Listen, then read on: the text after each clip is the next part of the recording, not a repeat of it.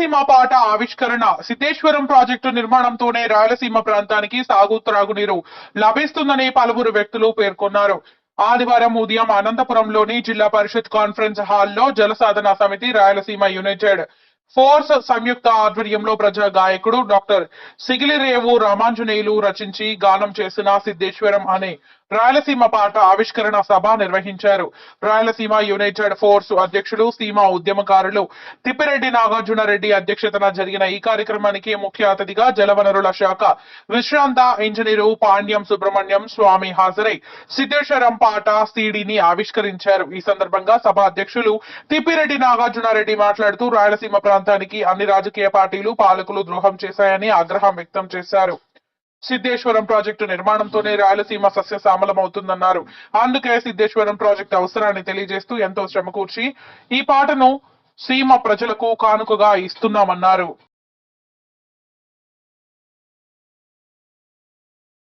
ఈ కార్యక్రమానికి ఇంతమంది పెద్దలు వచ్చి రాయలసీమకు జరుగుతున్నటువంటి అన్యాయం విషయంలో ఈరోజు చేస్తున్నటువంటి ఆవిష్కరణ చేస్తున్నటువంటి ఈ పాట రెండవది. ఇంతకుముందు ఎస్కే యూనివర్సిటీలో మన యొక్క ఆకలి కేకలను గురించి అందులో ప్రస్తావిస్తూ ఒక పాటను కూడా ఆవిష్కరించడం జరిగింది. ఈరోజు సిద్ధేశ్వరం సంబంధించి ఈరోజు రాయలసీమ ప్రాంతానికి నీళ్లు ఎందుకు రావడం లేదు, నీళ్లు ఎందుకు ఇవ్వడం లేదు, ఈరోజు మధ్య కోస్తాలో ఉన్నటువంటి పట్టణాలన్నీ కూడా ఈరోజు కొట్టుకొని పోతున్నాయి, గ్రామాలు కూడా పోతున్నాయి. అక్కడున్న ప్రాంతం అంతా కూడా జలమయమైతా ఉన్నా కూడా ఈరోజు మన రాయలసీమ ప్రాంతంలో ఉన్నటువంటి చెరువులు కానీ డ్యాములు కానీ రిజర్వాయర్లు కానీ ఇప్పటికీ కూడా ఒక భాగం కూడా నిండలేదు. అంటే 25%, 50% మాత్రం ఈరోజు నీళ్లు ఉన్నాయంటే ఎంత దౌర్భాగ్య పరిస్థితుల్లో ఈరోజు ఉన్నామో ఆలోచన చేయండి. ఈరోజు కృష్ణానది నుండి రోజుకు 100 టీఎంసీలు నీళ్లు వెళ్తున్నాయి. 11 లక్షల క్యూసెక్కుల నీళ్లు మనం ఈ మధ్య చూడడం జరిగింది. ప్రకాశం బ్యారేజ్ దగ్గర నీళ్ళన్నీ కూడా సముద్రానికి వదిలారు. అదేవిధంగా గోదావరి నుంచి కూడా రోజు వెళ్తా ఉన్నాయి. మరి ఈ రోజు ప్రపంచంలోనే పెద్ద మేధావులము, ఎంతో టెక్నాలజీ ఉంది. ఈరోజు ఇంత టెక్నాలజీ ఉన్నప్పుడు ఇన్ని వేల టీఎంసీలు, ఇన్ని వందల టీఎంసీలు సముద్రానికి దార విడుచుకుంటున్నటువంటి ఏకైక రాష్ట్రం ఏదైనా ఉంది అంటే అది భారతదేశంలో మన ఆంధ్రప్రదేశ్ అని చెప్పేసి సగర్వంగా కాదు, దరిద్రంగా చెప్తున్నాం ఈరోజు. ఎందుకంటే ఇటువంటి పాలకులను మనం ఎన్నుకుంటూనే ఉన్నాం, కానీ మన కరువు రాయలసీమకు సంబంధించి నీళ్లు ఇవ్వడానికి సిద్ధేశ్వరం అలుగు నిర్మించాలని దాదాపుగా బ్రిటిష్ కాలం నుంచి కూడా ఆ యొక్క ప్రతిపాదన ఉంటే ఈ రోజు ఆ ప్రతిపాదనగానే ఉంది. కానీ ఇంతవరకు కూడా అక్కడ ఒక డ్యామ్ నిర్మించి రాయలసీమ ప్రాంతానికి, అదేవిధంగా తెలంగాణకు ఉన్నటువంటి మహబూబ్ నగర్ జిల్లాకు కూడా నీళ్లు ఇద్దామనే ఆ ఆలోచనను ఈ రోజు ఎవరే కానీ మాట్లాడడం లేదు. ఎవరో దాని మీద నాయకులు ఎవరో కూడా కేంద్రం దగ్గర మాట్లాడడం లేదు. ఈరోజు ఆ యొక్క సిద్ధేశ్వరం దగ్గర ఒక సువర్ణ అవకాశం వచ్చింది ఈ పాలకులకు.